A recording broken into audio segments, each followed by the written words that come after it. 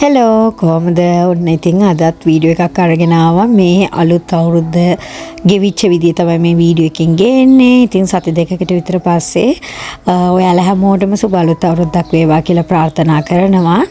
ඉතින් මගේ කොණ්ඩේ හදාගන්න ගිය අලුත් අවුරුද්දට කලින් මොකද කලින් හදලා තිබුණා කීප වතාවක්. ඊට පස්සේ පොඩක් ෆ්‍රීසි වෙලා තිබුණේ. ඒක නිසා කොණ්ඩේ පොඩක් හදාගන්න ගියා රිලැක්ස් කරන්නේ. ඉතින් මං මෙදා සැරේ මගේ තියෙන කර්ල් hair එකක් කර්ලි hair එකක් හැබැයි ඉතින් ෆ්‍රීසි වෙනවා.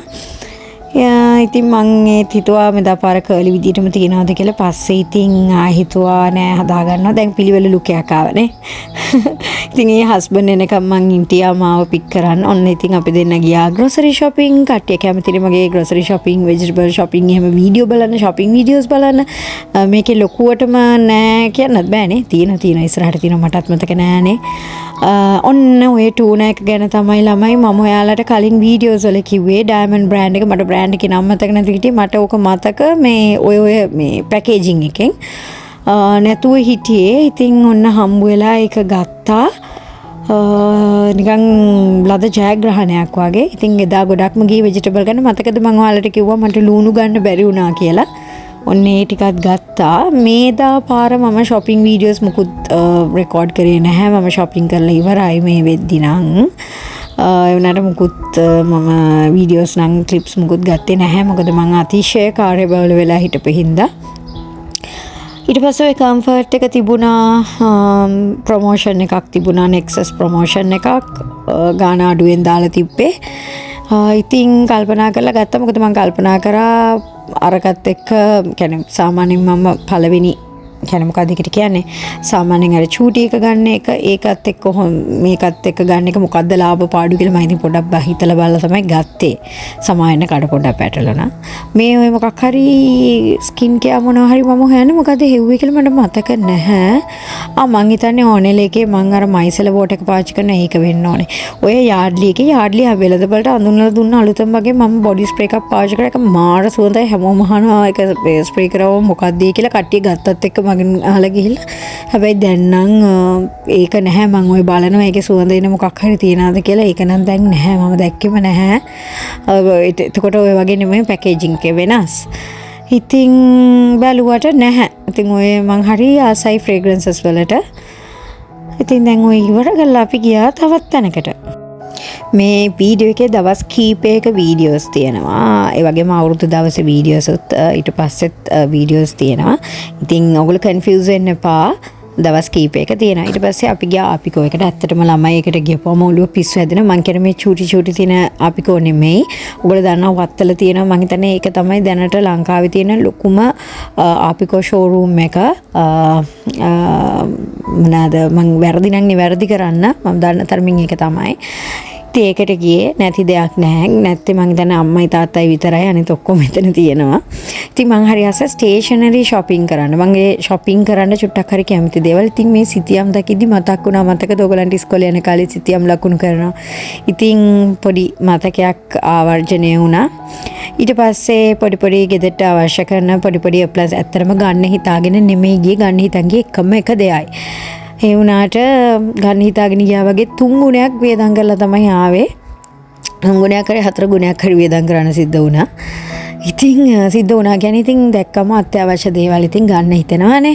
අත්‍යවශ්‍ය නෙමෙයි අවශ්‍ය දේවල්.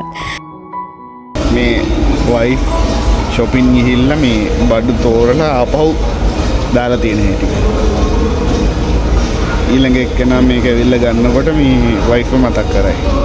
අනේක හිතලා කරපු දෙයක් නෙමෙයි අනේ ඒක මං හිතුවා එතන තමයි හැං කරන්නේ කියලා පස්සේ දැකේ යටින් තියෙන අර පොඩි කෑල්ලේ තමයි හැං කරන්න ඕනේ කියලා. ඇත්තටම මේ හස්බන්ඩ් තමයි මට කියලා දුන්නේ ඒ වගේ බැටරි ගන්නවා නම් ඒක නිෂ්පාදිත දිනයත් එක්ක බලලා ගන්න කියලා. ඇත්තට තිබුණේවා හරිම පරණයි. ඔය මගේ ගෑස් කුකර් එකට තමයි මම මේ ගත්තේ ගන්නේ.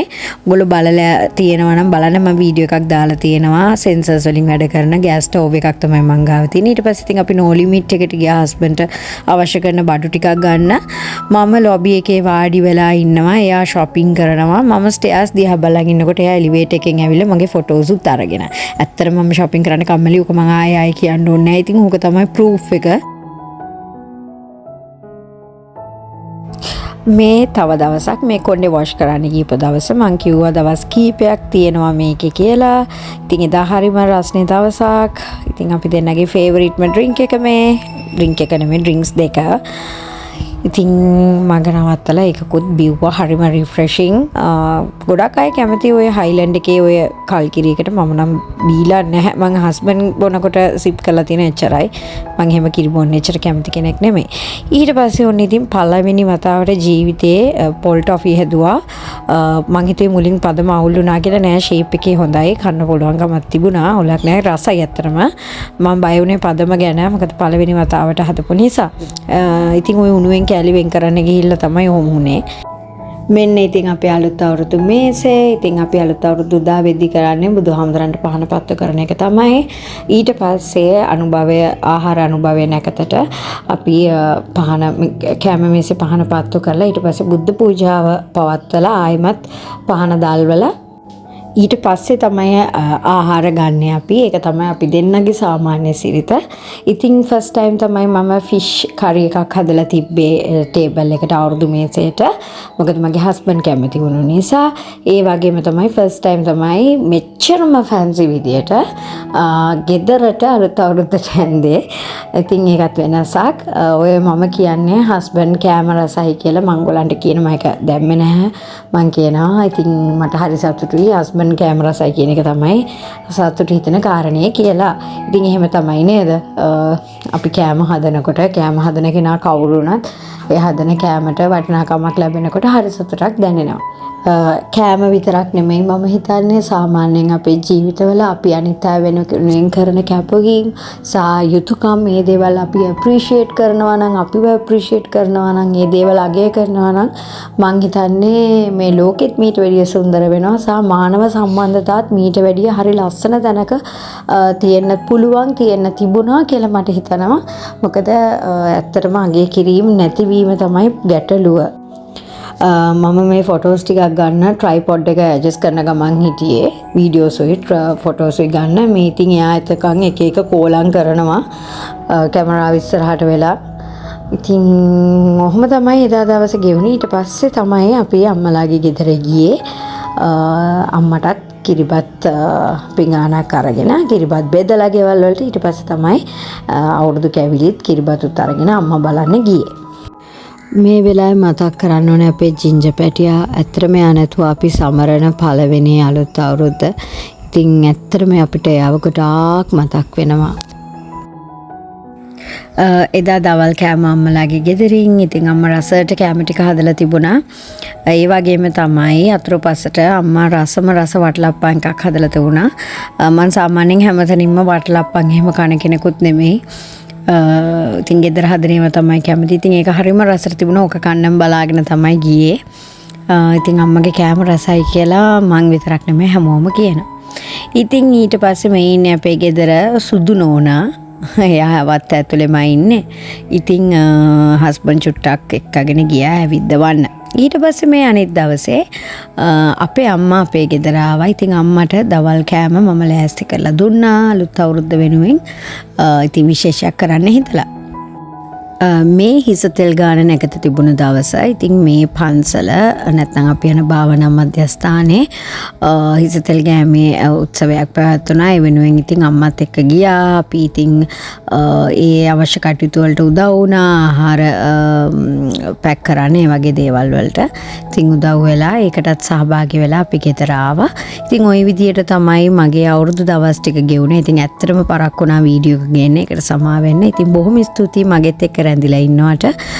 මගේ වීඩියෝස් බලනවට ඒක මට හරි ශක්තියක්, හරි සතුටක්. ඉතින් බොහොම ස්තුතියි. ඔයගොල්ලෝ හැමෝටම සුබ අලුත් අවුරුද්දක් වේවා කියලා ප්‍රාර්ථනා කරනවා. ඉක්මනින්ම තව ලස්සන වීඩියෝ එකක් අරගෙන එන්නම්.